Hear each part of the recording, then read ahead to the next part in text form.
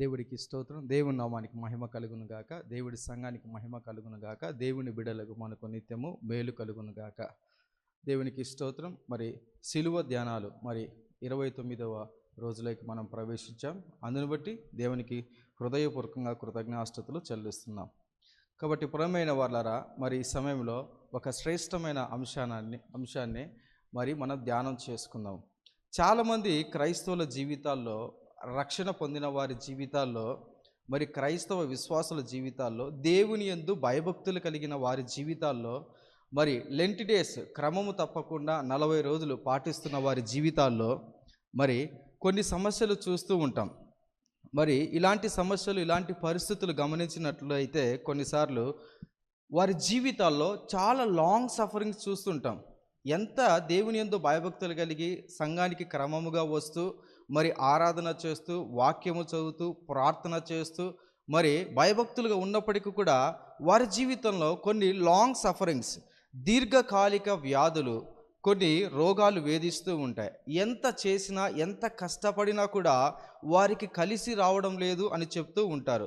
ఎంత ప్రయత్నం చేసినా కూడా సక్సెస్ అనేది మాకు రావడం లేదు అని చెప్తారు. కొంతమంది జీవితాల్లో అయితే గమనిస్తే బాగా చదివి ఉంటారు, కానీ వారికి సరి అయిన ఉద్యోగం రాకోకుండా ఉంటుంది. కొంతమంది జీవితాల్లో చూస్తే గన పెళ్ళిడు దగ్గరికి పడి ఉంటుంది, పెళ్ళి కాకపోవడము. కొంతమంది జీవితాల్లో అయితే గన వారికి పెళ్ళయి పిల్లలు పుట్టకపోవడము, ఇలాంటి రకరకాల సమస్యలు చూస్తుంటాం.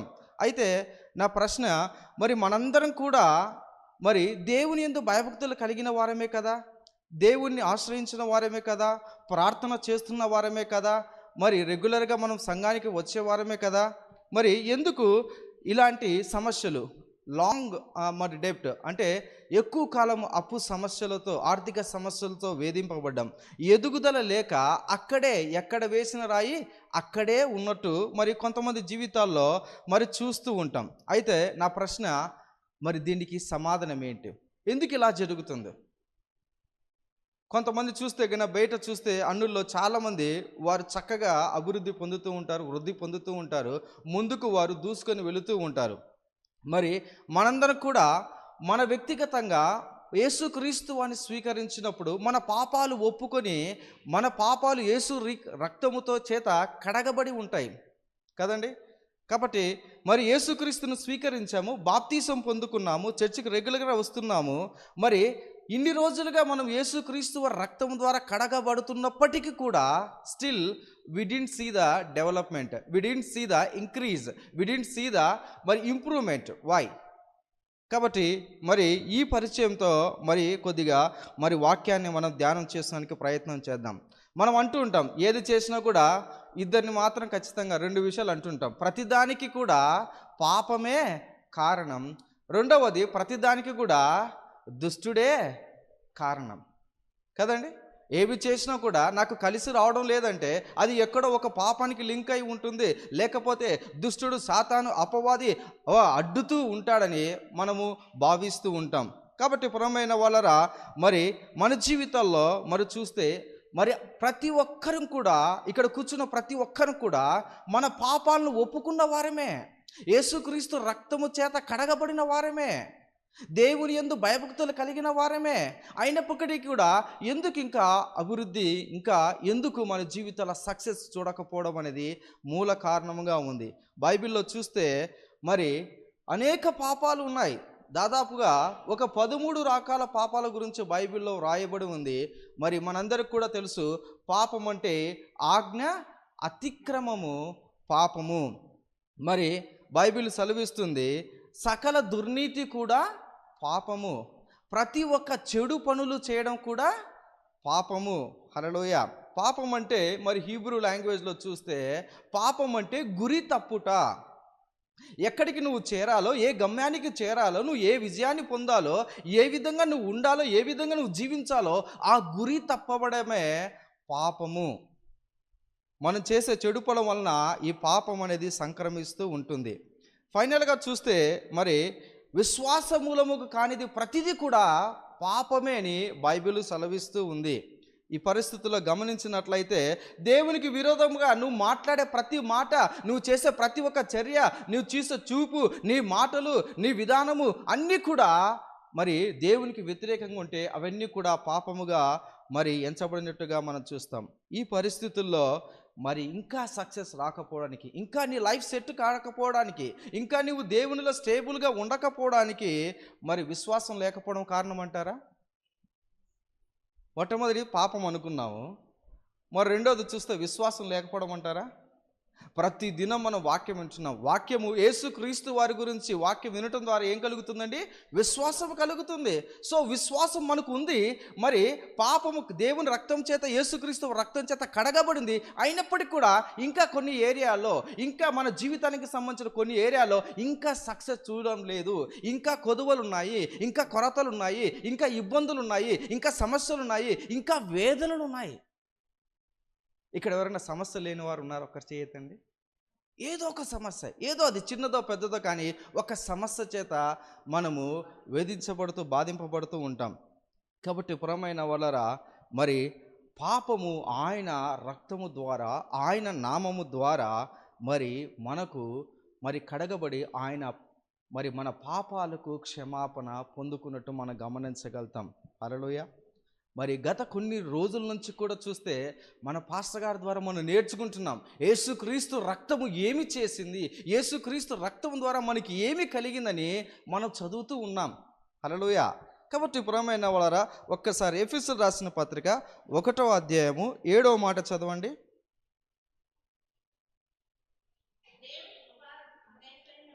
ఆ ఆ ఆ మనకు కలిగి ఉన్నది. చూడండి, యేసుక్రీస్తు రక్తము ద్వారా మనకు విమోచన కలిగి ఉన్నది, మన అపరాధములకు క్షమాపణ దొరికి ఉంది. మరైతే ఎందుకు ఇంకా అభివృద్ధి చూడడం లేదు? ఎందుకు ఇంకా సక్సెస్ చూడడం లేదు? ఎందుకు నీ జీవితాలు ఇంకా కొరతలు, కొదువలు వేధిస్తున్నాయి? ఇంకా ఎందుకు సమస్యలు నిన్ను వెంబడిస్తున్నాయి? కాబట్టి పురమైన వాళ్ళరా, నా ప్రశ్న, ఒకవేళ పాపం అయితే మరి ఆ పాపము మనిషి జీవితంలోకి ఎలా ఎంటర్ అయింది? ఏ యాట్రిబ్యూట్స్తో మరి ఆ పాపం అనేది మనిషి జీవితంలోకి ఎంటర్ అయ్యింది? మరి ఏ విధంగా పాపము పుట్టింది? ఏ విధంగా ఎక్కడి నుంచి పాపం పుట్టినది మనం తెలుసుకోవాలి. హల్లెలూయా. చూడండి, మరి సిన్ ఉంది. సిన్ బై ప్రోడక్ట్స్ ఏంటండి? బై ప్రోడక్ట్స్ అంటే మరి క్రూడ్ ఆయిల్ అందరికీ మనకు తెలుసు కదండి. క్రూడ్ ఆయిల్ మనకు తెలిసినప్పుడు క్రూడ్ ఆయిల్కి సంబంధించిన బై ప్రోడక్ట్స్ ఏముంటాయండి? ఎస్. సో ఇవన్నీ కూడా ఎల్పిజి, తర్వాత డీజిల్, పెట్రోలు, సో ఇవన్నీ కూడా అందులో నుంచి క్రూడ్ ఆయిల్ నుంచి వచ్చాయంటే, కాబట్టి ఈ పాపములో నుంచి కూడా మరి ఈ పాపం మన జీవితంలోకి, నరుని జీవితంలోకి మరి ప్రవేశించినప్పుడు ఏ యాట్రిబ్యూట్స్తో ప్రవేశించింది? హల్లెలూయా. దేవుడికి స్తోత్రం. కాబట్టి పురమైన వాళ్ళరా, పాపము మొదట ఎక్కడ పుడుతుంది, ఏ విధంగా పుడుతుంది అనేది ఒకసారి చూస్తే గన యెహెజ్కేలు రాసిన పత్రిక అధ్యాయము యెహెజ్కేలు 28 2వ వచనం ఒకసారి చూడండి. నరపుత్రుడా, తూరు అధిపతితో ఈలాగు ప్రకటింపుము, ప్రభువగు యెహోవా సెలవిచ్చినదేమనగా, గర్విష్ఠుడవై నేనొక దేవతనైనట్టు సముద్రపు మధ్యను నేను ఆసీనుడనై ఉన్నాను అని నీవనుకొనుచున్నావు. 17వ వచనం చదవండి. అలాగే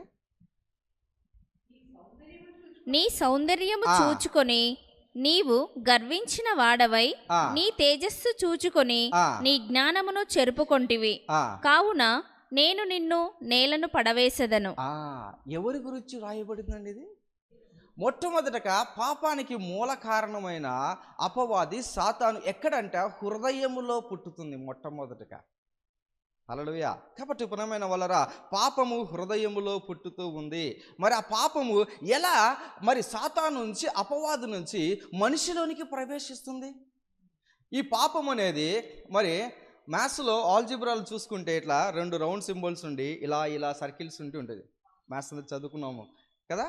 కాబట్టి ఒక సర్కిల్లో, ఒక పాపం అనే సర్కిల్లో అనేకమైన అట్రిబ్యూట్స్తో ఈ పాపము సాతాను హృదయములో నుంచి మనిషి జీవితంలోకి ప్రవేశిస్తుంది. అది ఎలా ప్రవేశిస్తుందంటే హృదయంలో నుంచి ప్రవేశిస్తుంది. ఒకసారి మనందరికి కూడా తెలుసు ఈ స్టోరీ, ఎన్నోసార్లు పాస్టర్ గారి ద్వారా మనం విన్నాం. ఆదికాండము 3వ అధ్యాయము మరి 1-2 వచనాలు చూడండి ఒకసారి. దేవుడైన యెహోవా చేసిన సమస్త భూజంతువులలో సర్పము యుక్తి గలదై ఉండెను. అది ఆ స్త్రీతో, ఇది నిజమా? ఈ తోట చెట్లలో దేని ఫలములనైనను మీరు తినకూడదని దేవుడు చెప్పెనా అని అడిగెను. అందుకు స్త్రీ, ఈ తోట చెట్ల ఫలములను మేము తినవచ్చును, అయితే తోట మధ్యనున్న చెట్టు ఫలములను గూర్చి దేవుడు మీరు చావకుండునట్లు వాటిని తినకూడదనియు వాటిని ముట్టకూడదనియు చెప్పెనని సర్పముతో అనెను. అందుకు సర్పము, మీరు చావనే చావరు, మీరు చావనే చావరు. చూడండి, ఎవరితో అయితే గన ఈ అవ్వ మరి కాన్వర్జేషన్ చేస్తుందో ఆ సర్పము యుక్తితో, మోసముతో ఏం చేస్తుందంటే మాటలతో మరి మాట్లాడుతూ మరి అసత్యాన్ని బోధిస్తూ మరి మోసం చేసేదానికి ప్రయత్నం చేస్తుంది. చూడండి, పాపము ఎవరిలో ఉంది? సాతానులో, అపవాది వాడి హృదయంలో ఉంది. వాడు వచ్చి ఏ విధంగా మరి ఆ అవ్వ అనే స్త్రీలోనికి ఏ విధంగా ఇంపోజ్ చేస్తున్నాడు, ఏ విధంగా లోపలికి చొప్పింప చేస్తా అంటే మాటల ద్వారా చొప్పింప చేస్తున్నాడు. రెండవది చూస్తే ఆలోచన ద్వారా, తలంపుల ద్వారా చొప్పింప చేస్తూ ఉన్నాడు.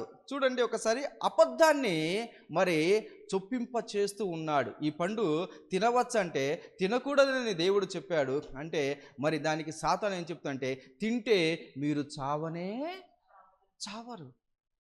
చూడండి, దేవాది దేవుడు ఏం చెప్పాడండి? ఆ పండు తినిన దినాన నీవు నిశ్చయముగా, అపవాది వచ్చి ఏం చెప్తున్నాడండి? తింటే నువ్వు చావనే.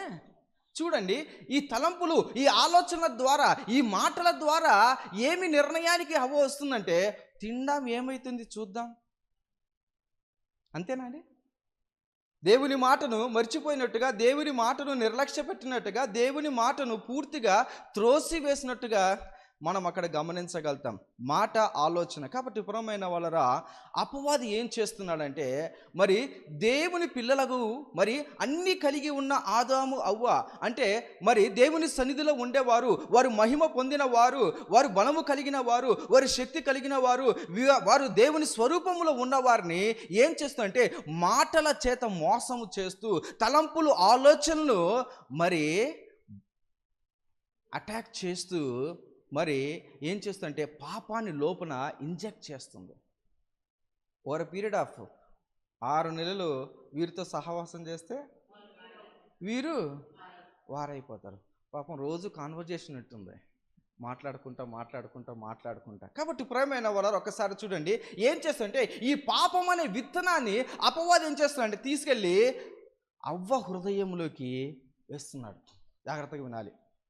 పాపం అనే విత్తనము అపవాది ఏం చేస్తున్నాడంటే అవ్వ హృదయంలో వేస్తున్నాడు.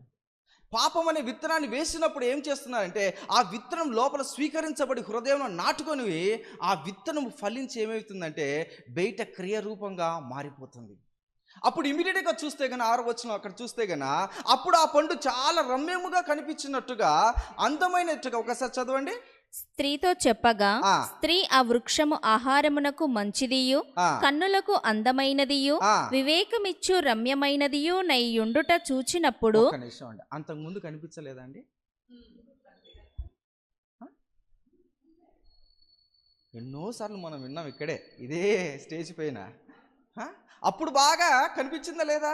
ఈ మాటలు ఏం చేస్తున్నాయంటే ఆ పండు తినే నిర్ణయానికి ప్రోత్సహిస్తున్నాయి, ఆ పని చేసడానికి ప్రోత్సహిస్తున్నాయి. ఎందుకు? ఆ పాపపు పని చేస్తే గన నువ్వేమైపోతావు అంటే గన దేవుని నుంచి నువ్వు దూరం అయిపోతావు. నీకున్న మహిమ నువ్వు కోల్పోతావు, నీకున్న అధికారము నువ్వు కోల్పోతావు, నీకున్న అభిషేకము నువ్వు కోల్పోతావు, నీకున్న విజయము నువ్వు కోల్పోతావు. సమస్తాన్ని కోల్పోయేటట్టు ఏం చేస్తా అంటే ఈ విత్తనాన్ని హృదయంలో వేసి అది ఫలించేటట్టు చేస్తూ అక్కడ అపవాది చేసినట్టు మనం గమనించగలుగుతాం. కాబట్టి పురమైన వాళ్ళరా, దేవుడు చాలా చక్కగా మరి చెప్పాడు. 2వ అధ్యాయంలో చూస్తే 17వ వచనంలో ఈ పండు తినిన దినాన్ని నువ్వు నిశ్చయముగా. అయితే మంచి చెడ్డల తెలివినిచ్చు వృక్ష ఫలములను తినకూడదు, నీవు వాటిని తిని దినమున నిశ్చయముగా చచ్చెదవని నరునికి ఆజ్ఞాపించాడు. దేవుడు చెప్పాడు, ముందుగానే చెప్పాడు. ఏమని చెప్తే, తింటే నువ్వు ఖచ్చితంగా చస్తావు, మరణిస్తావు ఖచ్చితంగా అని దేవుడు చెప్పాడు. కాబట్టి ప్రియమైన వాళ్ళరా, దేవుడు చెప్పిన మాట పైన నువ్వు నడక నీవు ఉంటే ఎప్పుడు కూడా నీవు పడిపోవు. సామెతల గ్రంథం 22:6 అధ్యాయంలో చక్కగా బాలుడు నడవవలసిన త్రోవలో వాడు నడిపించుము, వాడు పెద్దవాడైనప్పుడు త్రోవ తొలగిపోడు. కాబట్టి ప్రియమైన వాళ్ళరా, ఎప్పుడైతే దేవుని మాట పైన ఆనుకొని ఉంటావో, దేవుని ఆజ్ఞలను అనుసరిస్తూ ఉంటావో, నువ్వు ఎప్పుడు పడిపోవు, నువ్వు తొలగిపోవు. కానీ ఇక్కడ ఏం జరుగుతుందంటే, ఎవరి మాటలు వింటున్నారండి? అందుకని బైబిల్లో చాలా చక్కగా వాక్యం సెలవిస్తుంటుంది, మీరు ఏమి వింటున్నారో చాలా జాగ్రత్తగా ఉండాలి. ఎప్పుడైతే మీరు వింటున్నారు, హృదయంలోకి తలంపులు, ఆలోచనలు మరి పాడైపోయినాయి. చూడండి, బయటకు వస్తానే కన్నులు చెడిపోయినాయి. చూస్తే కళ్ళు చెడిపోయాయండి, రమ్యముగా కనిపిస్తున్నాయంట. ఏం చేస్తున్నాయి? నోరు చెడిపోయింది. ముందు ఏం జరిగింది? చెవులు చెడిపోయినాయి, తర్వాత హృదయము చెడిపోయింది. పండు తింటే ఏమైపోయింది? మొత్తం టోటల్గా. ఇదంతా మనకు తెలుసు. కాబట్టి ప్రియమైన వారా, చూడండి ఆదికాండము మరి 3వ అధ్యాయము 7వ వచనంలో ఒకసారి చదవండి మళ్ళీ. అప్పుడు వారిద్దరి కన్నులు తెరవబడెను, వారు తాము దిగంబరులమని తెలుసుకొని అంజూరపు ఆకులు కుట్టి తమకు కచ్చడములను చేసుకొనిరి. చల్లపూటను ఆదామును అతని భార్యయు తోటలో సంచరించుచున్న దేవుడైన యెహోవా స్వరమును విని, దేవుడైన యెహోవా ఎదుటికి రాకుండా తోట చెట్ల మధ్యను దాగుకొనగా, దేవుడైన యెహోవా ఆదామును పిలిచి, నీవు ఎక్కడ ఉన్నావనెను. అందుకతడు, నేను తోటలో నీ స్వరము వినినప్పుడు దిగంబరినిగా నుంటిని గనుక భయపడి దాగుకొంటిననెను. ఒకసారి 13వ వచనం చదవండి.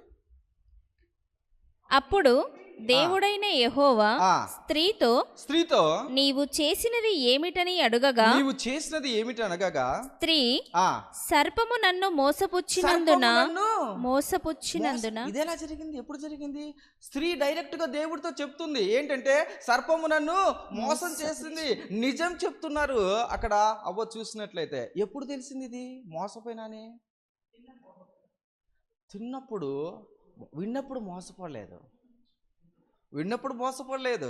హృదయంలో ఉన్నప్పుడు మోసపోలేదు, ఎప్పుడు చూచినప్పుడు మోసపోలేదు, పండు తీసుకున్నప్పుడు మోసపోలేదు, పండు తిన్నప్పుడు మోసపోయాడు. హల్లెలూయా. అదే చాలా చక్కగా అవ్వ మరి దేవాది దేవునితో చెప్తూ ఉంది కదండి. చూడండి, మరి సర్పం మోసం చేసింది అని చెప్తుంటే దేవుడు మాట్లాడుతున్న మాటలు ఆ తర్వాత విందాం. అందుకు దేవుడైన యెహోవా సర్పముతో, నీవు దీని చేసినందున పశువులన్నింటిలోనూ భూజంతువులన్నింటిలోనూ నీవు శపింపబడిన దానవై. ఏమంటున్నాడండి? ఎవరంటున్నారండి మాట? దేవుడు. ఎవరంటున్నారు? దేవుడు అంటున్నాడు. ఏమంటున్నాడు? ఫస్ట్ టైం దేవుని నోట నుండి శాపము అనే మాట వస్తుంది. చదవండి. నీవు శపింపబడిన దానవై. శపించబడరు? సర్పము నువ్వు శపించబడతావు, నువ్వు ఖచ్చితంగా. తర్వాత నీ కడుపుతో ప్రాకుచు నీవు బ్రతుకు దినములన్నీయు మన్ను తిందువు, మరియు నీకును స్త్రీకిని నీ సంతానమునకును ఆమె సంతానమునకును వైరము కలుగజేసేదను. అది నిన్ను తల మీద కొట్టును, నీవు దానిని మడమ మీద కొట్టుదువని చెప్పాను. కొట్లాట, గొడవలు. ఆయన స్త్రీతో, నీ ప్రయాసమును నీ గర్భవేదనను నేను మిక్కిలి హెచ్చించెదను. ఇంతకుముందు ఎలా ఉందండి? చాలా హ్యాపీగా ఉన్నారు. ఇప్పుడు ఏం జరుగుతుందండి? వేదన కలుగుతుంది. తర్వాత వేదనతో పిల్లలను కందువు, నీ భర్త ఎడల నీకు వాంఛ కలుగును, అతడు నిన్ను ఏలునని చెప్పెను. ఆయన ఆదాముతో, నీవు నీ భార్య మాట విని తినవద్దని నేను నీకు ఆజ్ఞాపించిన వృక్ష ఫలములు తింటివి గనుక నీ నిమిత్తము నేల శపింపబడి ఉన్నది.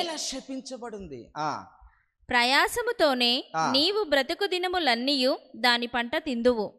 అది శ్రమ ఆదాముకు వచ్చినట్టు మనం గమనించగలుగుతాం. చూడండి, దేవుడు చెప్పిన ఒకే ఒక మాట, అంతే కదండి, పండు తినొద్దు అన్నాడు. ఒకే ఒక మాట వినకపోతే ఎన్ని వచ్చాయండి? శాపం వచ్చేసింది, తర్వాత వచ్చేసి మరణం వచ్చేసింది, వేదన వచ్చేసింది, శ్రమ వచ్చేసింది, దుఃఖం వచ్చేసింది, ఇంకా ఏమేమి రావాలో అన్నీ కూడా అక్కడి నుంచి వచ్చేసినట్టు మనం గమనించగలుగుతాం. కాబట్టి ప్రియమైన వాళ్ళరా, ఈ పాపము, దేవుడి మాట వినకపోతే అది పాపము చేసినట్టు. ఆ పాపము చేస్తే నీకేమి కలుగుతుందంటే ఇమీడియట్గా శాపము భూమిపైకి వచ్చినట్టు, నేలపైకి వచ్చినట్టు.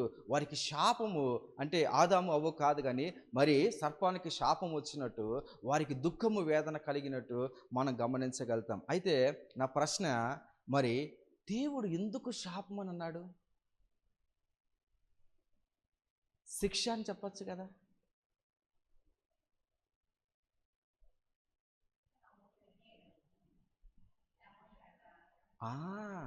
కాన్సిక్వెన్సెస్.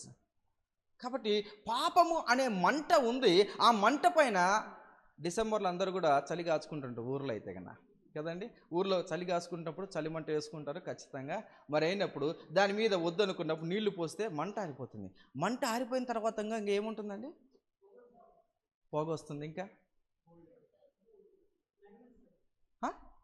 ఇంకా సెగ ఉంటుంది, ఇంకా వేడి తాకుతూ ఉంటుంది, ఇంకా ఆ వేడి మనలో నిలిచి ఉంటుంది. ఈ పాపము వలన వచ్చే ఈ శాపం ఏం చేస్తుంటే ఆ కాన్సిక్వెన్స్ ఏంటంటే నిన్ను తరతరాలు వెంబడిస్తూ ఉంటుంది, నిన్ను వెంబడిస్తూనే ఉంటుంది. కాబట్టి పురమైన వాళ్ళరా, మరి చూడండి, మరి దేవుడు అక్కడ మరి ఆదికాండం 3:21లో ఆయన గొర్రెపిల్లను వధించినట్టు, మరి రక్తము అక్కడ చిందించినట్టు, చర్మపు చొక్కాలు చేపించి వారికి ధరింపచేసి అక్కడి నుంచి వెళ్ళగొట్టినట్టు మనందరికి కూడా తెలుసు. ఇదంతా కూడా ఒక పరిచయం. మన అంశంలోకి మనం ఇప్పుడు ప్రవేశిద్దాం. ఏంటంటే ఈరోజు మన అంశము శాపము, కర్స్. చూడండి, గలితులు రాసిన పత్రిక, అపోస్తలుడైన గలితులు రాసిన పత్రిక 3వ అధ్యాయము 10వ వచనం నుంచి 14వ వచనం వరకు మనం చదువుకుందాం.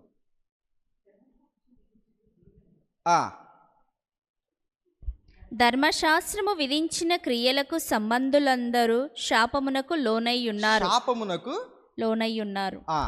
ఎందుకనగా ధర్మశాస్త్ర గ్రంథమందు రాయబడిన విధులన్నీయు చేయుటయందు నిలకడగా ఉండని ప్రతి వాడును శాపగ్రస్తుడు అని వ్రాయబడి ఉన్నది. ధర్మశాస్త్రము చేత ఎవడనో దేవుని ఎదుట నీతిమంతుడని తీర్చబడను సంగతి స్పష్టమే. ఏలయనగా నీతిమంతుడు విశ్వాసమూలముగా జీవించును. ధర్మశాస్త్రము విశ్వాస సంబంధమైనది కాదు గాని దాని విధులను ఆచరించువాడు వాటి వలననే జీవించును. ఆత్మను గూర్చిన వాగ్దానము విశ్వాసము వలన మనకు లభించునట్లు అబ్రహాము పొందిన ఆశీర్వచనము క్రీస్తు యేసు ద్వారా అన్యజనులకు కలుగుటకై క్రీస్తు మన కోసము శాపమై మనలను ధర్మశాస్త్రము యొక్క శాపము నుండి విమోచించెను. ఇందును గూర్చి మ్రాను మీద వ్రేలాడిన ప్రతి వాడును శాపగ్రస్తుడు అని వ్రాయబడి ఉన్నది. చాలండి, దేవునికి స్తోత్రం. చూడండి ప్రియమైన వాళ్ళరా, చాలా జాగ్రత్తగా మనం ఆలోచించినట్లయితే అబ్రహాము యొక్క ఆశీర్వాదం మనం పొందుకోలేకపోవడానికి కారణం ఏంటి? ఎందుకు నీవు ఇప్పటిదాకా ఇంకా బ్లెస్ కాకపోవడానికి కారణం ఏంటి? ఇప్పుడు దాకా నీ జీవితంలో ఇంకా విడుదల పొందుకోవడానికి కారణం ఏంటి? ఇప్పుడు దాకా నీ జీవితంలో కొన్ని సమస్యలు ఇంకా నిన్ను వేధించడానికి కారణం ఏంటి? ఆ ప్రశ్న ఏంటంటే, దేవుడిచ్చిన ఒక్క ఆజ్ఞనే వారు నెరవేర్చలేకపోతే ధర్మశాస్త్రం ఎన్ని ఆజ్ఞలండి? 20? 10 ఆజ్ఞలు నెరవేర్చగలుగుతారా? ఒక్కటి నెరవేర్చలేరు, 10 నెరవేర్చగలుగుతారా? చూడండి ప్రియమైన వాళ్ళరా, చూడండి ఇక్కడ గమనించినట్టయితే 10వ వచనంలో గమనించినట్టయితే ధర్మశాస్త్రము విధించిన క్రియలకు సంబంధించి శాపమునకు లోనై ఉన్నారు. ఎప్పుడు లోనై ఉన్నారు? ఏ విధంగా వారు లోనై ఉన్నారు? అలాగనే చూస్తే గన మరి ధర్మశాస్త్రమందు వ్రాయబడిన విధులన్నీ చేయుటయందు నిలకడగా ఉండని ప్రతి వాడు శాపగ్రస్తుడు. నిలకడగా ఉండడం సాధ్యమేనా? ధర్మశాస్త్రము నెరవేర్చడం సాధ్యమేనా? రెండోది, నిలకడగా ఉండడం సాధ్యమేనా? లేదు. మూడవది, ధర్మశాస్త్రము చేత ఎవడును దేవుని ఎదుట నీతిమంతుడని తీర్పు తీర్చడం సంగతి స్పష్టమే. ధర్మశాస్త్రము నిన్ను ఏం చేస్తుందంటే నీతిమంతుడిగా నిన్ను చేయలేదు, దేవుని ముందు నిన్ను నిలబెట్టలేదు, దేవుని సన్నిధిలోకి నిన్ను తీసుకొని వెళ్ళలేదు. తర్వాత మరి 4వది చూస్తే ధర్మశాస్త్రం నుండి శాపము నుండి నిన్ను విడిపించలేదు. ధర్మశాస్త్రం నుండి శాపము నుంచి విడిపించలేదు. హల్లెలూయా. కాబట్టి పురమైన వాళ్ళరా, మరి ఈ విధంగా ఉన్నప్పుడు మరి అబ్రహాము ఆశీర్వాదం నువ్వెలా పొందుకుంటావు? నా ప్రశ్న, అబ్రహాము ఆశీర్వాదం నువ్వెలా పొందుకుంటావు? కాబట్టి యేసు క్రీస్తు అని ఆయన మరి మన కోసం ఆయన్ను ఈ లోకానికి పంపించి ఆయన సిలువ మరణానికి అప్పగించి ఆయన మన కోసం సిలువలో వేలాడబడగా ఆయన మన పాపముల నిమిత్తం వేలాబడి మన శాపములన్నీ కూడా తొలగించినట్టు మరి విమోచించినట్లు మనం గమనించగలుగుతాం. హల్లెలూయా, దేవుడికి స్తోత్రం. కాబట్టి ప్రియమైన వాళ్ళరా, ఈ శాపం గురించి కొద్దిగా లోతుగా మరి తెలుసుకునే ప్రయత్నం చేద్దాం, స్టడీ చేసి. పాపము చేస్తే వెంటాడి నిన్ను పట్టుకొని మరణానికి, పాతాళానికి తీసుకెళ్తుంది. మరి పాపము ద్వారా వచ్చిన ఈ శాపము నిన్ను లైఫ్లో వేధించి ఆశీర్వాదం పొందకోకుండా చేస్తుంది. పాపం చేస్తే ఏంటండి? పాపం వల్ల వచ్చు జీతము మరణము. ఈ మరణము ఎక్కడ తీసుకెళ్తుంది? నిన్ను పాతాళానికి తీసుకెళ్తుంది. కానీ పాపం ద్వారా వచ్చిన బై ప్రోడక్ట్లో శాపం అనేది ఏం చేస్తుందంటే నిన్ను, నీ లైఫ్ను వేధించి ఆశీర్వాదం పొందకోకుండా, దేవుడిచ్చే ఆశీర్వాదం పొందకుండా ఇది నిన్ను అడ్డుగా నిలుస్తుంది, నిన్ను నాశనం వైపు నడిపిస్తుంది. కాబట్టి పురమైన వాళ్ళరా, మరి శాపమును హీబ్రూలో ఏమంటారు? శాపమును హీబ్రూలో ఏమంటారో తెలుసుకుంటే మనకు చాలా విషయాలు తెలుస్తాయి. మొట్టమొదటిగా శాపం అనగా నీచంగా చేయడం, రెండవది చులకనగా చేయడం, మూడవది కీడు కల్పించే మాటలతో నిన్ను పొడవడం, నాలుగవది అలక్ష్యం చేయడం, ఐదవది గుచ్చబడడం. జాగ్రత్తగా, గుచ్చబడడం, ఈ పదం జాగ్రత్తగా గుర్తుపెట్టుకోండి. తర్వాత చొచ్చుకొని వెళ్ళడం. చూడండి, గ్రీకులో కూడా గమనించినట్టయితే ఈ పదానికి అర్థము నాశనము, చెడుగా మాట్లాడము, దూషించుట, శిక్షించుట. చూడండి, అపవాది ఎంత కుయుక్తితో, ఎంత మోసముతో పాపము చేసేదానికి ప్రేరేపించి, పాపము చేపించి, ఆ పాపం వల్ల వచ్చే కాన్సిక్వెన్స్లు అన్నీ కూడా బేర్ చేసేటట్టు వాడు చేశాడు. శాపం ఏం చేస్తుందంటే ఇది క్రూరమైంది, నీ జీవిత ఆకారాన్ని మొత్తం మార్చేస్తుంది.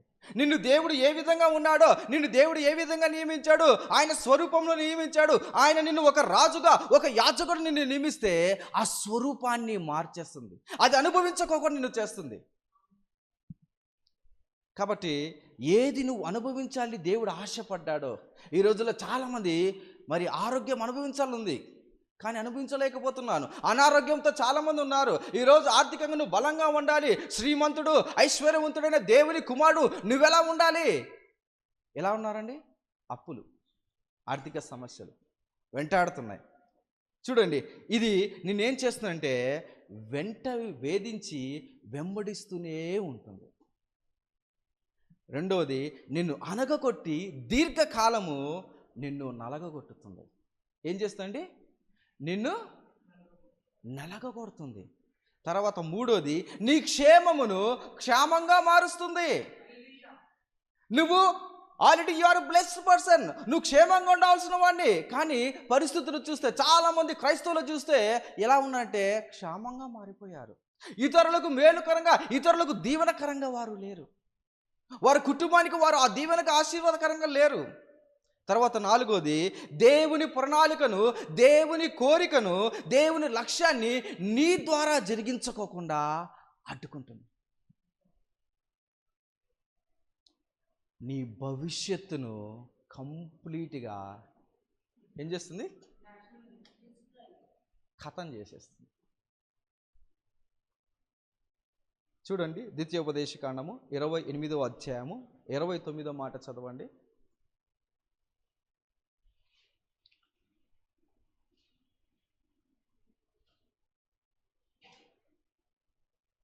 28వ అధ్యాయము, ద్వితీయోపదేశకాండము 28వ అధ్యాయము 29వ వచనం.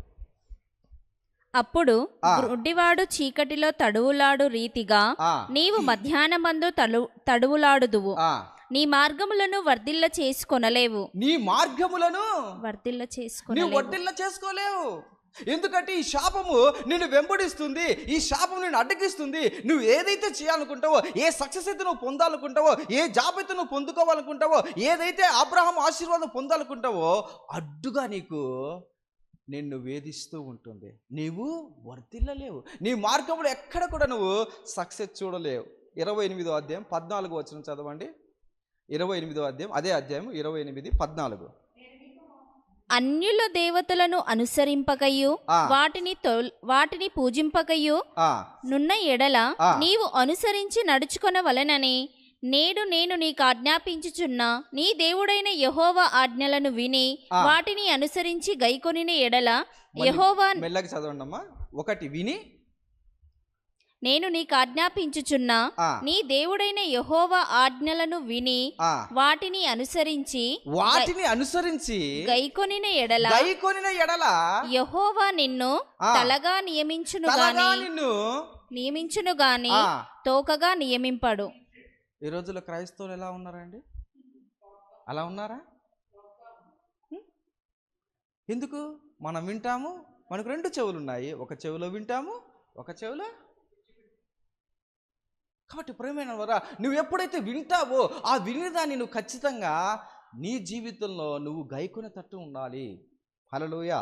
కాబట్టి ప్రియమైన వాళ్ళరా, శాపం కింద ఉన్న వ్యక్తి ఏ విధంగా ఉంటాడంటే ప్రాముఖ్యత లేని వాడిగా ఉంటాడు, కొద్దిగా ఉంటాడు, తేలికగా ఉంటాడు. క్రైస్తవుడు ఎలా ఉండాలి? స్ట్రాంగ్గా ఉండాలి. దేవుని స్వరూపంలో ఉన్నవాడు ఎలా ఉండాలి? బలముగా ఉండాలి, విజయముతో ఉండాలి. ఎలా ఉండాలి? ఈరోజు క్రైస్తవులు ఎలా ఉన్నారు? పేలగా అసలు.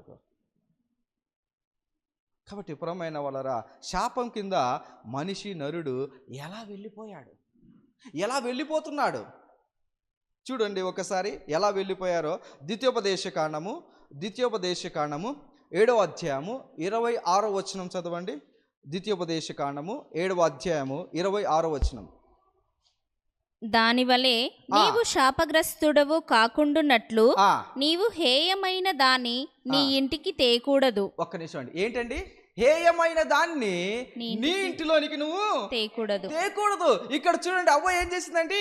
తన హృదయం ఇంటిలోకి మొత్తం ఫ్రీగా వస్తే మనం చాలా కదా అన్ని తెచ్చుకొని పెట్టుకుని ఏమైపోయిందంటే భయంకరమైన శాపకానికి గురైనట్టుగా మనం గమనించగలుగుతాం. అదే ద్వితీయోపదేశ కాండము 27:26 వచనం ఒక్కసారి చదవండి. 27వ అధ్యాయము 26వ వచనం ఒకసారి చూడండి.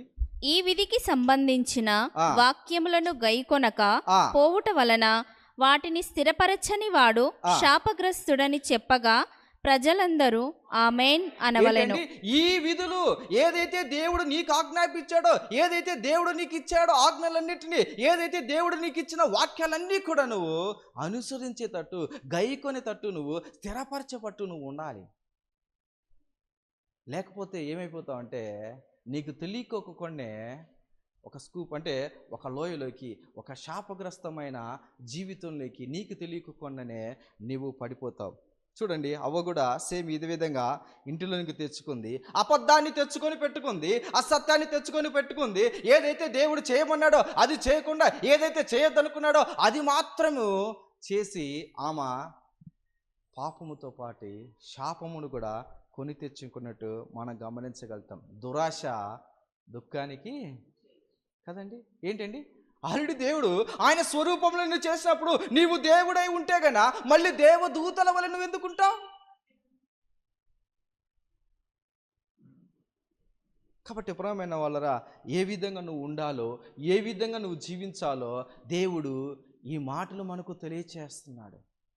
దేవుడు వాక్యము ద్వారా నువ్వు బ్రతకాలి, దేవుడు వాక్యం ద్వారా నువ్వు నడవాలి, దేవుడి వాక్యము ద్వారా నువ్వు జీవించాలి. వేరేదంతా నువ్వు ఉండకూడదు. నీ ఫోకస్ అంతా వర్డ్, నీ ఫోకస్ అంతా వాక్యము, నీ ఫోకస్ అంతా ఆజ్ఞలు, నీ ఫోకస్ అంతా కూడా దేవుని మాటలపైనే ఉండాలి. హల్లెలూయా, దేవునికి స్తోత్రం. ఇంకా కొన్ని వచనాలు చూసి మనం ముందుకెళ్దాం. ద్వితీయోపదేశ కాండము 27వ అధ్యాయము 15వ వచనం చదవండి. శాపములోకి ఏ విధంగా మనిషి పోతాడు తెలియకోకుండా.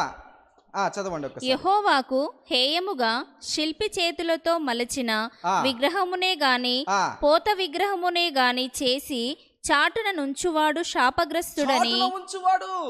ఈ రోజుల్లో ఎక్కడికైనా ఫంక్షన్స్ అన్ని పిలిస్తే వెళ్తారు, అబ్బాయి ఏం కాదు అసలుకు, ఫైట్ చేస్తారు, మొక్కుతారు, అంతా వచ్చేస్తారు. ఒకసారి చదవండి 16వ వచనం చదవండి. తన తండ్రినైనను తన తల్లినైనను నిర్లక్ష్యము చేయువాడు శాపగ్రస్తుడని చెప్పగా, నిజంగా ఈ విషయంలో ఎంతమంది దొరికిపోతారో. ఏం బ్రదర్, దొరకరా? ఫాదర్సే చెప్తారు, నిర్లక్ష్యం నువ్వు చేస్తే, నీ తల్లిదండ్రులు నువ్వు నిర్లక్ష్యం చేస్తే నువ్వు ఎక్కడికి వెళ్తావు, దేని కిందకి వెళ్తావు తెలియకోకుండా. తర్వాత 17వ వచనం చదవండి అమ్మా. తన పొరుగువాని సరిహద్దు రాయిని తీసివేయువాడు శాపగ్రస్తుడని చెప్పగా ప్రజలందరూ ఆమేన్ అనవలెను. చూడండి, మన పొరుగు వాంది ఏది కూడా ఆశించరాదు. మనము మన పక్కింటోళ్ళది మొత్తం ఆశిస్తాం కాదా? చూడండి, తెలియకోకుండా ఏ విధంగా నువ్వు శాపగ్రస్తమైన దానిలోకి నువ్వు వెళ్ళిపోతున్నావంటే, జారిపోతున్నావంటే, పడిపోతున్నావంటే ఎలా అంటే ఇలానే దేవుడు నీకు ఇచ్చిన విధులు నువ్వు జాగ్రత్తగా నువ్వు మరి నేర్చుకొని దాని ప్రకారం జీవించే రీతిగా ఉండాలి. హల్లెలూయా. చూడండి ఒకసారి 23 నుంచి 26 వరకు చదవండి అమ్మా.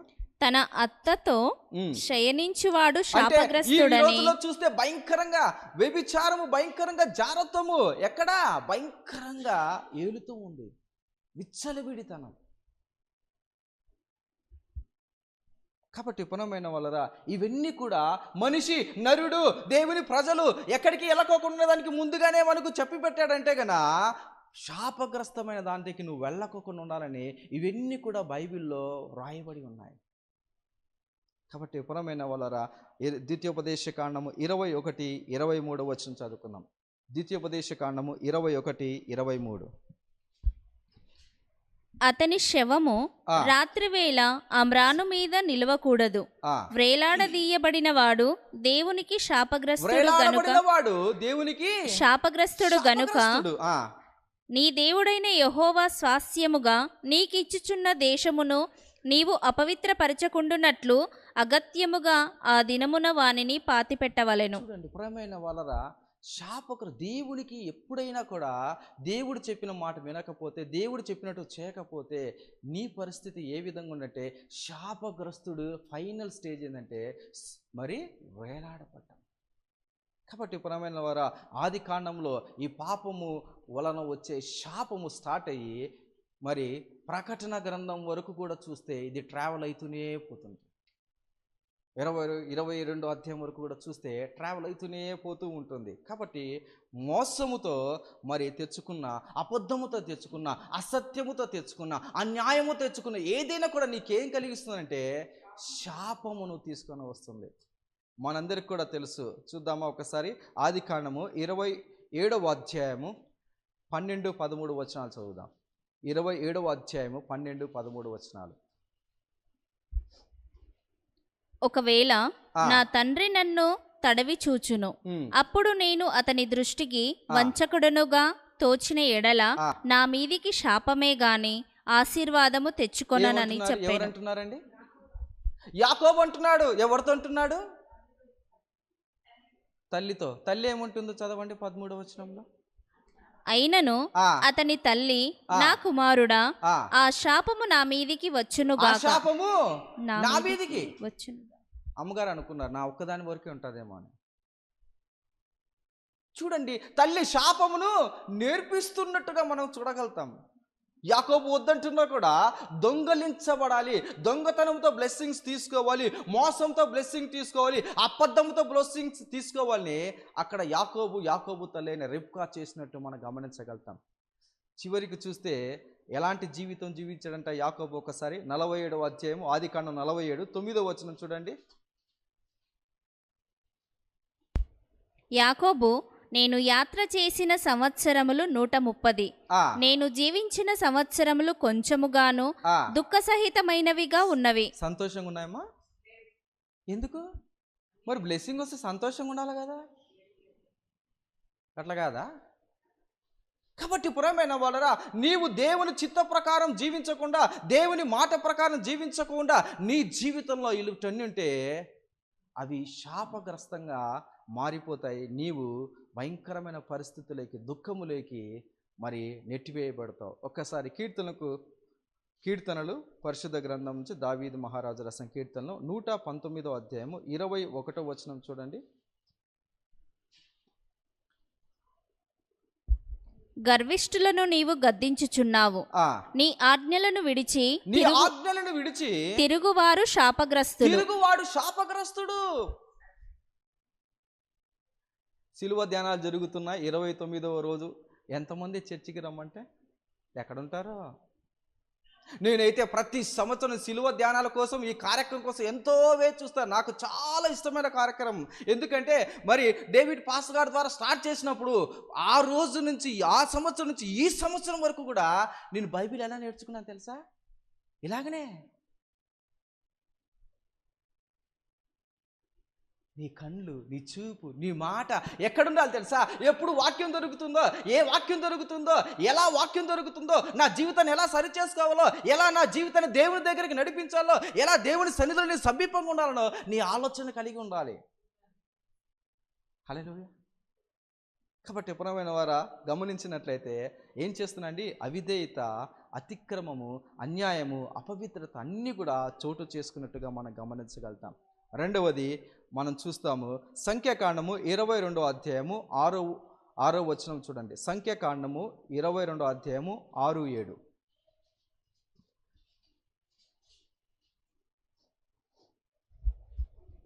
కాబట్టి నీవు దయచేసి వచ్చి నా నిమిత్తము ఈ జనమును శపించుము. ఎవరండి? ఎవరు మాట్లాడుతున్నారు?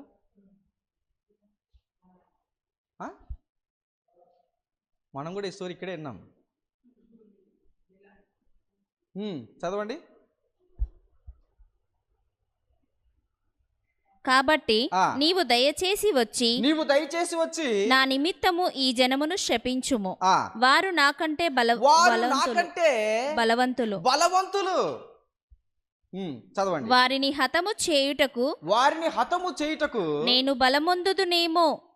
అప్పుడు నేను ఈ దేశములో నుండి వారిని తోలివేయుదును. చూడండి, వారు విడుదల పొందుకున్నారు. ఇశ్రాయేలు దేశము నుంచి మోసే చక్కగా వారిని నడిపిస్తూ వస్తున్నాడు. ఐగుప్తు దేశం నుంచి విడుదల పొంది వారు అనేక అద్భుత ఆశ్చర్యకలతో నడుచుకుంటూ వస్తున్నాడు. వచ్చి ప్రతి మార్గము గుండా ఎదురుతున్న శత్రువులను గెలుస్తూ వాళ్ళు వస్తూ ఉన్నాడు. వీళ్ళు వస్తూ ఉన్నారంటే ఎవరికి? బాలాకుకు భయం వేసింది. బిలాము దగ్గరికి వెళ్ళాడు. ఏంటండి? ఏమంటున్నాడు? వారు గెలవకుండా నిమిత్తం నువ్వు వారిని శపించు, వారు గమ్యానికి చేరకుండా నిమిత్తం వారిని నువ్వు క్షమించు, వారు క్షేమకరంగా ఉండకుండా నిమిత్తం వారిని నువ్వు క్షమించు, వారు కష్టాలు పోయేటట్టు నువ్వు క్షమించు, వారు దేవునికి దూరం అయ్యేటట్టు నువ్వు శపించు అని ఎవరిని వేడుకుంటున్నాడు? రాజు బాలాకు బిలామును వేడుకుంటున్నాడు. అంటే ఎంతగా ఈ శాపములో ఆ తీవ్రత లేకపోతే, ఆ ఇంపోజ్ అంటే లేకపోతే, ఆ కాన్సిక్వెన్స్ లేకపోతే ఎందుకు అట్లా వేడుకుంటాడు? అంటే ఈ శాపం ఏం చేస్తుందంటే నిన్ను నీ గమ్యానికి నడిపించదు. నీ జీవితం నువ్వు ఎలా జీవించాలని దేవుడు ఆశపడుతున్నాడో అలా జీవించకోకుండా చేస్తుంది ఈ శాపం. నువ్వు మంచి ఆరోగ్యంతో ఉండాలి, కానీ ఈ శాపం ఏం చేస్తుంటే నిన్ను ఆరోగ్యంతో ఉండకుండా చేస్తుంది. కాబట్టి పురమైన వలరా నువ్వు ఎలా ఉండాలంటే ఎప్పుడు దేవుని యందు భయభక్తులు కలిగి. చూడండి, దేవుడు అంటున్నాడు ఏమంటే, నేను ఇశ్రాయేలు ప్రజలను ఆశీర్వదించాను కాబట్టి బిలాము నువ్వు జాగ్రత్త, ఒక్క మాట నువ్వు శపించాకు. మనందరికి కూడా తెలుసు. మూడవది అలాగనే చూస్తే గన మరి చివరిగా చూస్తే నయము గురించి మనందరికీ తెలుసు. నయమాను గురించి ఎలీషా దగ్గర ఒక దైవజనుడు ఉన్నాడు. ఆ దైవజనుడు ఎలీషా దగ్గర గెహేజీ అనే ఒక శిష్యుడు ఉన్నాడు. మనందరికీ ఆ స్టోరీ తెలుసు. ఏం చేస్తున్నాడండి? ఎలీషాకు చెప్పకోకుండా నయమానుకు వెంట వెళ్ళి అక్కడి నుంచి ఏం తెచ్చుకున్నాడండి? ధనము, గోల్డ్, ఇంకా వస్త్రాలు అన్ని తెచ్చుకున్నాడు. తెచ్చుకున్న తర్వాత ఎలీషా గారు, పాస్టర్ గారు ఏమన్నారంటే గన, బాబు దాంతోపాటి ఆ శాపం కూడా నీతోనేనా? నీకు నీ తరతరములకు అది ఉంటుంది. కాబట్టి పురమైన వాళ్ళరా అయితే మరి ఈ శాపం ఏ విధంగా చేస్తుందో చెప్పబడడం జరిగింది. చివరిగా మనం ముగింపులోకి వచ్చాం. మరి శాపము తొలగించేది ఎట్లా? ఈ శాపం వెళ్ళేది ఎట్లా? కాబట్టి పురమైన వాళ్ళరా నా శాపమును వెరగొట్టేదానికి, నా శాపమును తీసివేసేదానికి యేసుక్రీస్తు ప్రభువారు ఆయన వచ్చి సిలువ పైన మన శిక్షను భరించి పాపాన్ని తొలగించి ఆయన నీ కొరకు నా కొరకు వేలాడబడినాడు. దేవునికి స్తోత్రం. కాబట్టి పురమైన వాళ్ళరా నీ శాపము ఎలా కొట్టివేయబడింది, ఎలా పోతుంది? నా ప్రశ్న, రక్షణ నువ్వు ఎలా పొందుకున్నావు? రక్షణ నువ్వు ఎలా పొందుకున్నావు? రోమిలికి రాసిన పత్రిక 8వ అధ్యాయము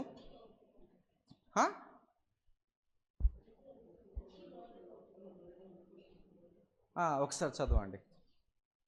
ఏంటండి? హృదయంలో విశ్వసించి నోటితో ఒప్పుకొనగా నీకు రక్షణ ఉచితంగా కలిగింది. హల్లెలూయా, దేవునికి స్తోత్రం, దేవుని నామానికి మహిమ కలుగును గాక. కాబట్టి పురమైన వాళ్ళరా, మరందరికీ తెలిసిన వాక్య భాగ్యం ఇంకొక విషయం కూడా జ్ఞాపకం చేయాలని ఆశపడుతున్నారు. ఏంటంటే స్వస్థత, అనారోగ్యం వచ్చినప్పుడు మనందరం కూడా ఏ వాక్యం పలుకుతామండి? ఏమని పలుకుతాం? యెషయా గ్రంథం 53:5లో మనం చదువుతాం. ఆ వాక్యం పలికినప్పుడు ఏమైపోతుంటే ఆ వాక్యము నిన్ను ఏం చేస్తుంటే నిన్ను స్వతంత్రుడుగా, నిన్ను స్వస్థపరిచేదిగా మరి అక్కడ చేస్తుంది. అయితే మరి శాపము నుంచి నువ్వు విడిపించబడాలంటే నువ్వేం పలకాలి?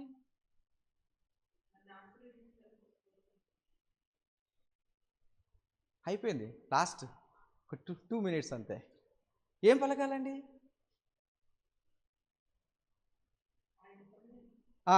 ఎందుకు ఆయన వ్రేలాడినాడు? ఎందుకు ఆయన వ్రేలాడినాడు? ఎందుకు ఆయన నీకోసం శాపముగా మారాడు? ఎందుకు శాపముగా ఎలా మారాడంటే నీవు చేసిన క్రియల వలన ఆయన శాపముగా మారిపోయాడు. నీవు చేసిన అతిక్రమాల వలన, నీవు చేసిన మరి ఘోరమైన ఆ పాపం వల్ల, మరి వాటి వల్ల నువ్వు ఏం జరిగిందంటే గన ఆయన శాపముగా నీ క్రియలన్నింటినీ కూడా ఆయన మోసినట్టుగా, ఆ పాప క్రియలంటూ కూడా ఆయన భరించినట్టుగా మనం గమనించగలుగుతాం. కాబట్టి పురమైన వాళ్ళ సత్యం ఏం చేస్తుందంటే నిన్ను స్వతంత్రునిగా చేస్తుంది. అంటే మొట్టమొదటిగా పాపము నుంచి నువ్వు ఏ విధంగా విడుదల పొందుకున్నావో మరి శాపము నుంచి కూడా అలాగనే విడుదల పొందుకుంటావు.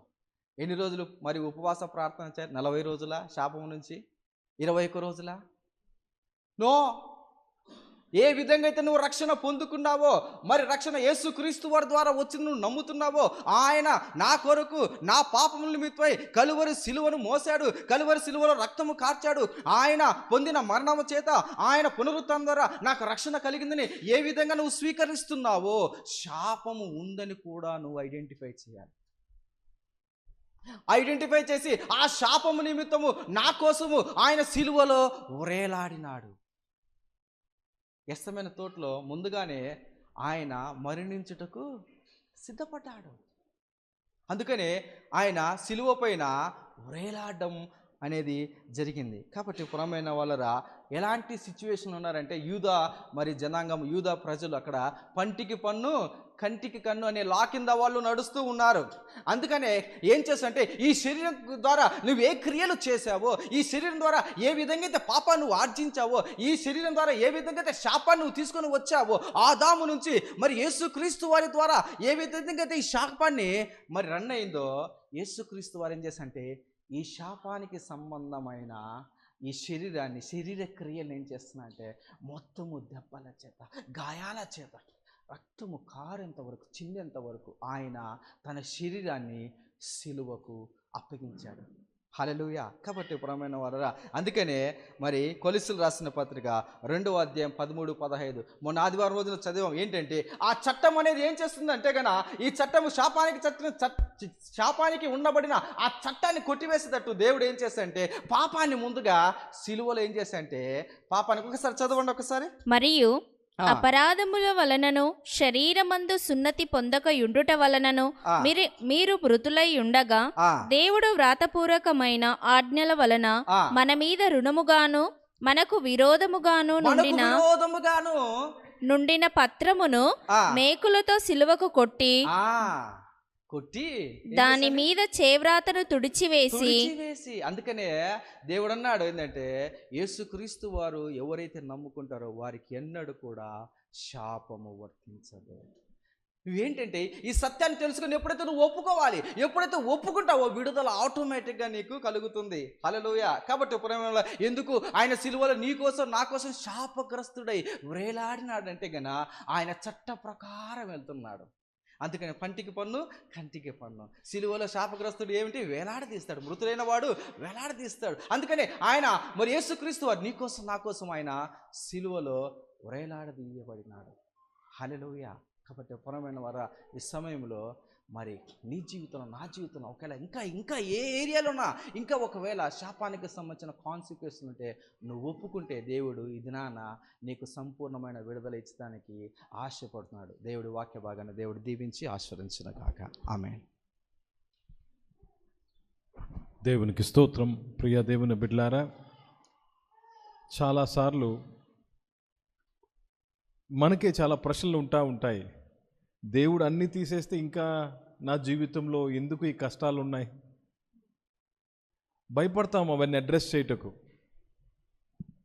పాస్టర్లు గట్టిగా దేవుడు అంతా చేసేసాడు అంటే అక్కడి నుంచి ఆమేన్ అనేస్తాం, కానీ మన జీవితంలో we see the effect still. పాపానికి వెల చెల్లించాడు, కానీ కొన్ని ప్రభావాలు మనలో కనపడతా ఉంటాయి. ఆ బై ప్రోడక్ట్ శాపం గురించి మాట విన్నాము. జాగ్రత్తగా గమనించాలి. ఈ శాపంలో నుంచి చాలామంది బయటికి రావటం లేదు. చాలామంది ఫిక్స్ అయ్యారు, యేసుప్రభు నమ్మేసుకున్నాం కదా అందుకే ఏం శాపం లేదు. మరి ఎందుకు జరుగుతుంది ఆ నష్టం? ఎందుకు జరుగుతుంది ఆ నెగిటివ్ థింగ్స్ ఎందుకు జరుగుతున్నాయి? సో శాపము యొక్క ప్రభావం నుంచి బయటికి రావాలి. మనము విడిపించబడ్డాం, శాపం నుంచి విడిపించబడ్డాం, కానీ నువ్వేం చేయాలి? బయటికి రావాలి. చాలా జాగ్రత్తగా వినండి ఈ మాట. ప్రియ దేవుని బిడ్డలారా, మన క్రియల ద్వారా మనము ప్రయత్నం చేస్తే మనం శాపంలోనే ఉంటాం. మన భక్తిని మన క్రియల ద్వారా మనము హోలీగా ఉండాలనుకుంటే దట్ ఇస్ సిన్. ఏం చెప్తుంది? ఇందాక చదివాం గలతీయులకు రాసిన పత్రిక 3వ అధ్యాయం 10వ వచనం. ఏం చేస్తుంది? ధర్మశాస్త్రం మూలంగా మనము శాపగ్రస్తులమై ఉన్నాం. చదవండి 10వ వచనము.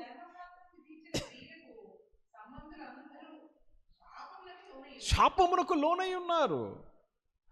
ధర్మశాస్త్రం ఎవరిచ్చారు ధర్మశాస్త్రము? దేవుడే ఇచ్చాడు. అంటే ఇప్పుడు ధర్మశాస్త్రం చెడ్డదా?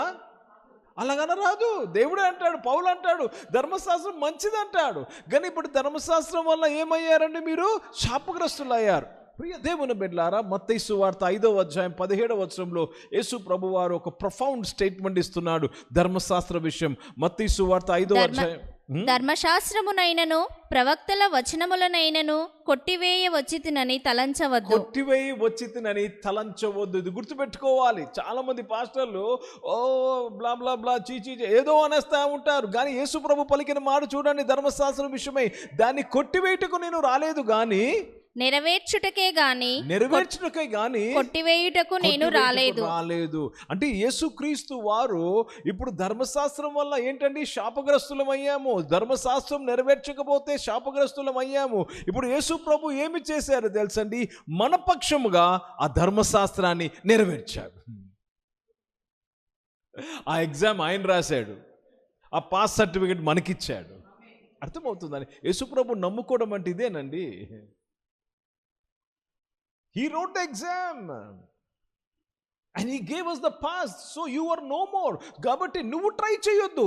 గుడ్ బాయ్గా దేవునికి ఇంప్రెస్ చేసేవి డోంట్ ట్రై ఇట్. దేవుడు చేసేసాడు, రైట్ వర్డ్, దేవుడు చేసేసాడు అని నువ్వు నమ్మడమే విడుదల పొందుకోవడం. అది నమ్మడమే విడుదల పొందుకోవడం. దేవుడు నా కోసం శాపమయ్యాడు, నా శాపాన్ని ఆయన భరించేశాడు. నేను ఇంకా ఉండనవసరంలో, ఆయనతో ఉంటే, ఆయనకు వేరుగా ఉంటే నేను ప్రయత్నం చేయాలి. కాబట్టి ఇది ఎప్పుడు గుర్తుపెట్టుకోండి, don't try to do through works to impress God.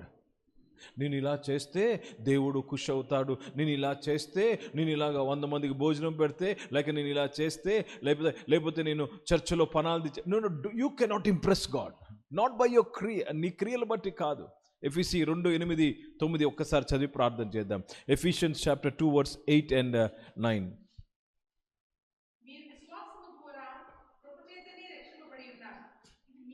ఇది మీ వలన కలిగింది కాదు. ఇది చాలా ఇంపార్టెంట్ మాట. ఇది మీ వలన కలిగినది కాదు.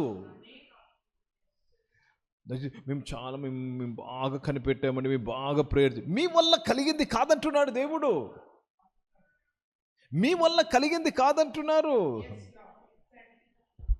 అర్థమవుతుందండి? ఇది మీ వలన కలిగినది కాదు. 9వ వచనం చదవండి, తర్వాత చదవండి. అది క్రియల వలన కలిగినది కాదు గనుక ఎవడనూ అతిశయపడ వీలు లేదు. అతిశయపడ వీలు లేదు.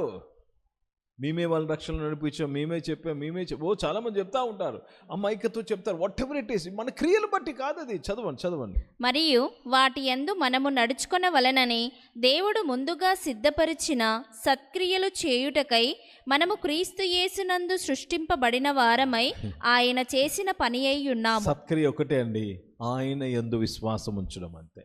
కాబట్టి ప్రియ దేవుని బిడ్డలారా, యేసుక్రీస్తు ఎంత మనం ఆయనతో యూనియన్లో ఎంత మనం ఆయనకి దగ్గర అవుతామో శాపము మన జీవితాల నుంచి అంత దూరంగా వెళ్ళిపోతా. This is the only method. Yesu ప్రభు వారికి నువ్వు ఎంత దగ్గర అవుతావు, యేసు ప్రభు వారితో ఎంత ఫెలోషిప్లోకి వెళ్తావో, యేసు ప్రభు వారితో ఎంత ఒకటైపోతావో అంత నీ నుంచి శాపము దూరముగా వెళ్ళిపోతుంది. So all we have to do is come in union with Christ. అర్థమవుతుందండి? సో దేవునికి స్తోత్రము కలుగునుగాక. పాప శాపాల నుంచి మనల్ని విడిపించింది యేసుక్రీస్తు ఒక్కడే. ఈ లోకం ఇంకా నాశనానికి లోనై ఉన్నది, గుర్తుపెట్టుకోండి. అందుకే ఆ యుద్ధాలు చూస్తున్నాం, అక్కడ నాశనం జరగడం చూస్తున్నాం. You see destruction. శాపం యొక్క ఆ మూల మాటకు అర్థాలు చెప్పారు బ్రదర్. డిస్ట్రక్షన్, నాశనము. కాబట్టి దేవునికి స్తోత్రము కలుగునుగాక. ఈ యొక్క 29వ బైబిల్ స్టడీలో, సిలువ ధ్యానములో దేవుడు మన కొరకు శాపగ్రస్తుడయ్యాడు. He became a curse for us so that you are free from curse. ఎప్పుడైతే నువ్వు కర్స్ నుంచి ఫ్రీ అయ్యావని విశ్వసిస్తావో, ఎవడు చేతబడైనా, ఎవడి నోటి మాట అయినా నీ మీద ఏ ప్రభావము చూపించదు. ప్రార్థన చేసుకుందాం, కళ్ళు మూసుకుందామండి. దేవుడు మనలను పాప శాపం నుంచి విడిపించాడు. నమ్మాలి. ఇది నమ్మినప్పుడు శాపము నీ మీద ప్రభుత్వము చేయలేదు. ఈరోజు ప్రతి ఒక్కరు, మీరు ఆన్లైన్లో ఉన్న, చర్చిలో ఉన్న, as a prophet I declare this, ప్రతి శాపం యొక్క ప్రభావము నిన్ను, నీ కుటుంబాన్ని, నువ్వు చేస్తున్న ప్రతి పని నుంచి విడిచిపోతున్నది యేసు ప్రభు నామములో. Because Jesus became a curse. No curse can stay with your family, with your children, with your finances, with your health. యేసు ప్రభు నామంలో విడుదల ప్రకటిస్తున్నాను. ప్రార్థన చేసుకుందాం. మన మధ్యలో ఉన్న మమతా ప్రదీప్ సిస్టర్ ముందుకు వచ్చి ప్రార్థన చేస్తారు. విత్తబడిన వాక్యం కొరకు ప్రార్థన చేస్తారు.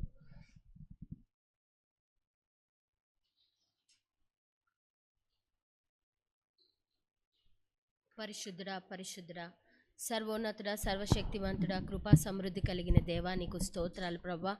అయ్యా తండ్రి ప్రభా యేసయ్యా, గడిచిన కాలం అంతే నీ రెక్కల చాటు మమ్మల్ని కాచి కాపాడి ప్రభా. అయ్యా తండ్రి, మరి ఇంకొక రోజు ప్రభా సిలువ ధ్యానంలో అయ్యా మరి మేము ప్రభా మరి అయ్యా సమయం గడుపుటకు నీవు ఇచ్చిన కృప కొరకే స్తోత్రాలు చెల్లిస్తున్నాము తండ్రి. అవును ప్రభా, మా గురించి ప్రభా అయ్యా నువ్వు శాపముగా మారావు ప్రభా. ఆ శాపము వలన ప్రభా యేసయ్యా, అయ్యా తండ్రి ప్రభా యేసయ్యా, మమ్మల్ని ప్రభా అయ్యా తండ్రి మాకు విముక్తి కలుగచేసావు, నీకు స్తోత్రాలు చెల్లిస్తున్నాం. అయ్యా ప్రతి పాపము నుంచి ప్రభా, ప్రతి శాపము నుంచి ప్రభా అయ్యా సిలువ మీద ప్రభా నీవు చేసిన యాగమును బట్టి ప్రభా అయ్యా మాకిచ్చిన విడుదల కొరకే మీకు స్తోత్రాలు చెల్లిస్తున్నాం. అయ్యా తండ్రి మమ్మల్ని ప్రభా యేసయ్యా స్వతంత్రులుగా చేసినందుకు స్తోత్రాలు చెల్లిస్తున్నాం. అయ్యా ఎటువంటి పాపమైనను, ఎటువంటి శాపం ఇక మా మీద లేదని ప్రభా మీరు రూఢిపరిచినందుకు మీకు స్తోత్రాలు చెల్లిస్తున్నాము ప్రభా. మేము నమ్ముతున్నాము, విశ్వసిస్తున్నాము ప్రభా యేసయ్యా తండ్రి ప్రభా మమ్మల్ని సంపూర్ణంగా నువ్వు చేసి ఉన్నావని ప్రభా మేము నమ్ముచున్నాం. మమ్మల్ని స్వతంత్రులుగా చేసి ఉన్నావని మేము నమ్ముచున్నాము ప్రభా యేసయ్యా. ఎటువంటి శిక్షా విధి మా మీద లేదని ప్రభా నువ్వు రూఢిపరిచినందుకు స్తోత్రాలు చెల్లిస్తున్నాం. అయ్యా ఈ సాయంకాల సమయమున తండ్రి నీ వాక్కుతో మమ్మల్ని దర్శించినందుకు స్తోత్రాలు చెల్లిస్తున్నాము తండ్రి. గొప్ప దేవుడివి తండ్రి, కనికరం గల తండ్రివి ప్రభా. కేవలం నీ కృపను బట్టి మేము రక్షింపబడి ఉన్నామని ప్రభా అయ్యా మేము నమ్ముతున్నాము, విశ్వసిస్తున్నాం తండ్రి.